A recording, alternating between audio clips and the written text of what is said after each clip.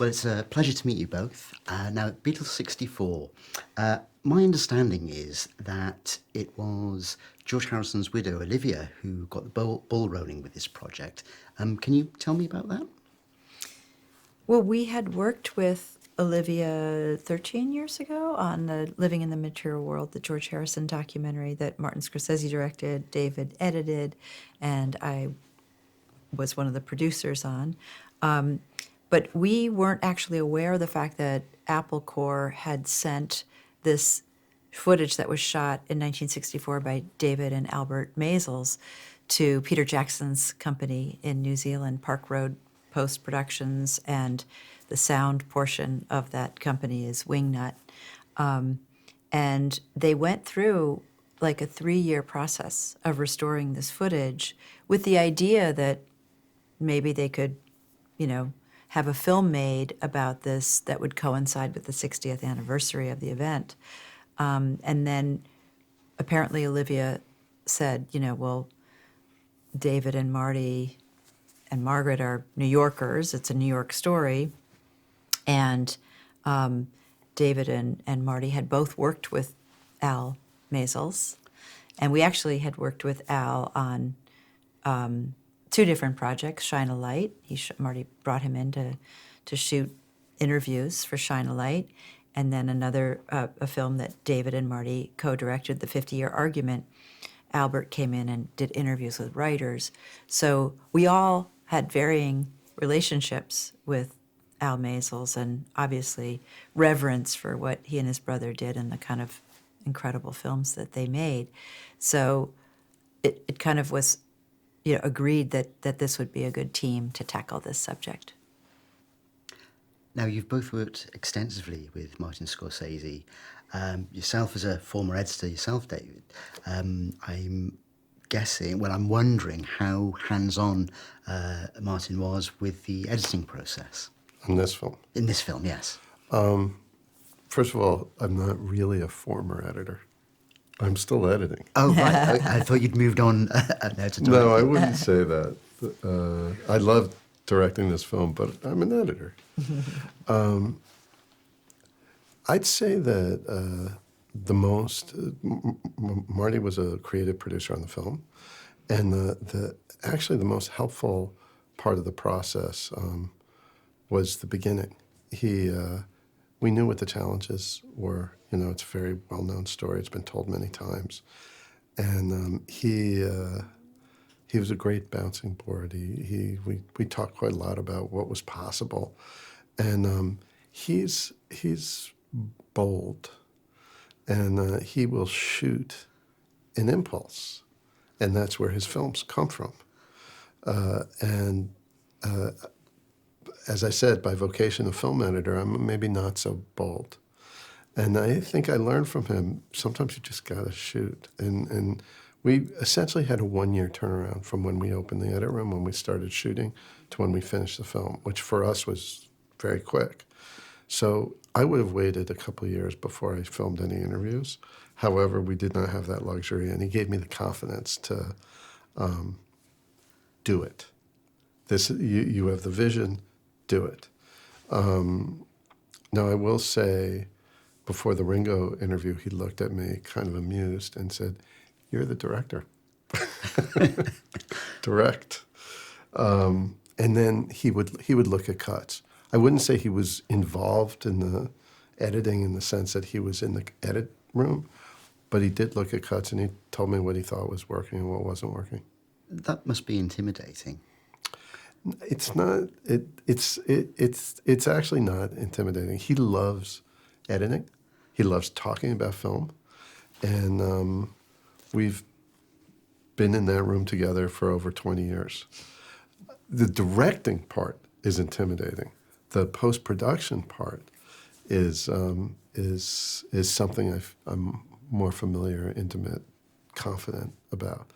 But putting together the vision of the film and talking to him about that was a lot. But he's a very, open-hearted person. Now, you've got a number of famous and well-known names in this, but equally you've got a whole load of fans who were there in '64 when it all happened. 60 years later, how on earth did you track them down? Well, I mean, in terms of the actual fans who were there, like Vicky Brenacosta, who's outside the Plaza Hotel with her fellow Beatles fans, she's someone who, luckily, because the Beatles are so popular and they're so well documented, there's a lot of books with people who were there, who are interviewed and tell their stories. At every anniversary of February 1964, there were these celebrations of, the 40th, the 50th, the 30th, celebrations of people telling their stories. And so a lot of that was what we looked at. We read everyone's accounts, and we determined, whose stories were most of interest to David, and tracking her down was really, not so complicated in her case because she had written things, but very complicated in the case of people whose, personal home movies, footage they had shot, photographs they had taken. That was a little more complicated, and that was a network of collectors and fans that is a little bit maybe mysterious, and it took some navigating. But we found this, our archival producer, Austin Short, who we've worked on 2 other documentaries with, who's really great and like the nicest, sweetest guy, but like the tenacity of, he's like a warrior with trying to find footage. But he found this woman who had taken Polaroid photographs of the Beatles at Carnegie Hall, which is a relatively undocumented concert. They didn't do any audio recording. There was no film footage of them performing at Carnegie Hall. There's a few kind of bird's eye view photos that the Carnegie Hall archive has, but this is a fan's view from the audience, color, and so tracking down that kind of stuff is really the holy grail. Trying to find things that have never been seen before, and I don't know, we had a more limited time than we would have hoped for to really find everything, but we were very happy with the amount of material that we found that hadn't been seen before.